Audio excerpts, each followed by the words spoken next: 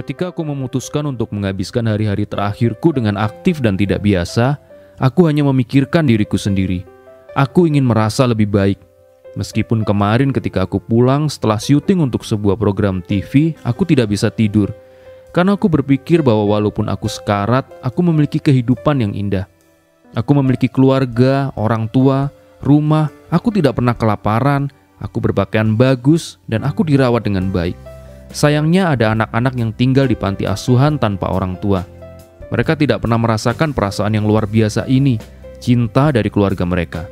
Kemudian aku memutuskan untuk menghabiskan hari berikutnya dengan anak-anak panti asuhan. Aku akan mengumpulkan barang-barang untuk mereka. Aku akan bermain dan mengobrol dengan mereka.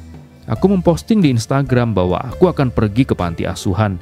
Dan jika seseorang mau, mereka bisa datang ke rumahku dan membawa beberapa barang untuk anak-anak.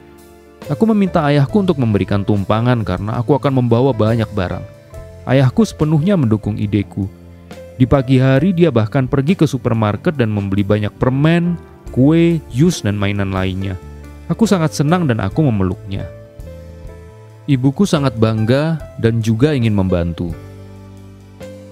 Ketika kami pergi keluar, aku terkejut. Di dekat rumahku ada kerumunan orang dengan beberapa paket dan tas.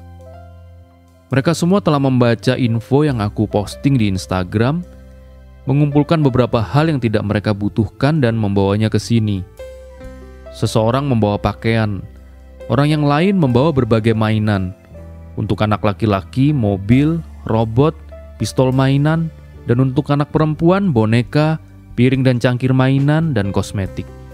Pada saat itu aku menyaksikan betapa banyak orang peduli pada anak-anak. Aku mengerti bahwa aku harus membantu menjadikan dunia tempat yang lebih baik bagi semua orang. Mereka yang tidak bisa membawa pakaian dan makanan memberi kami uang untuk mendukung anak yatim. Sangat menyenangkan karena banyak orang mau menghabiskan uang dan waktu mereka untuk orang lain.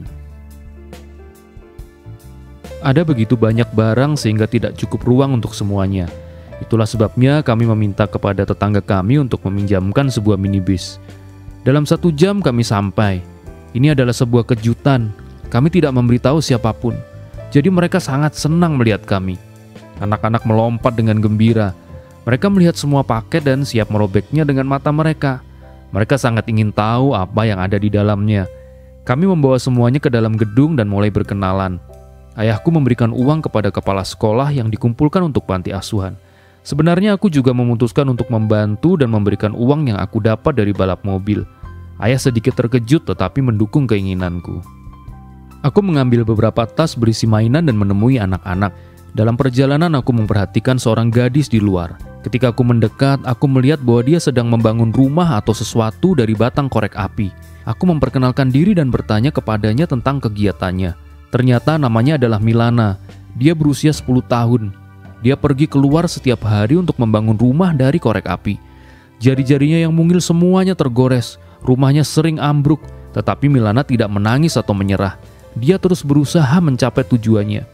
Dia ingin membangun rumah yang sangat besar, dan ketika dia meninggalkan panti asuhan, dia akan memberikannya kepada anak-anak yang lebih kecil yang baru saja datang, untuk menunjukkan bahwa mereka pasti akan menemukan keluarga, dan rumah mereka akan nyaman dan hangat.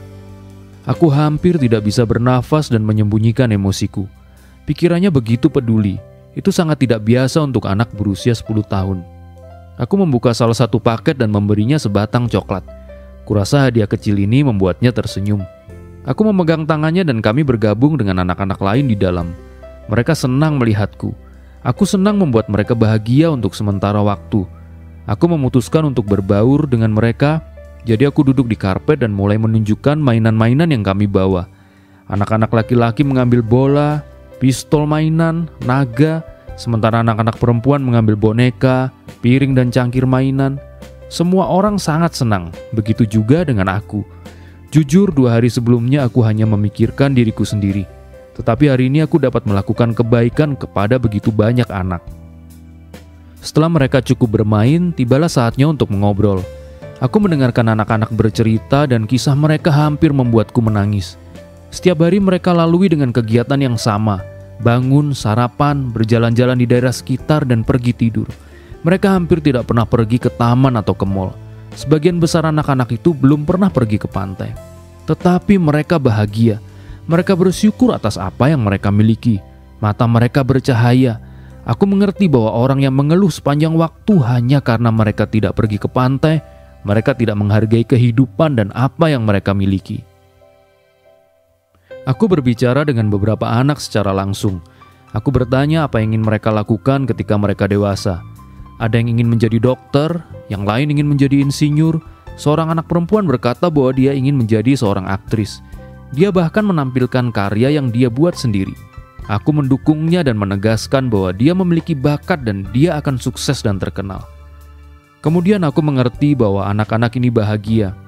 Mereka punya mimpi dan tujuan. Aku sangat senang kami datang ke sana. Mereka mengajari bahwa kita harus merasakan kebahagiaan dalam kehidupan.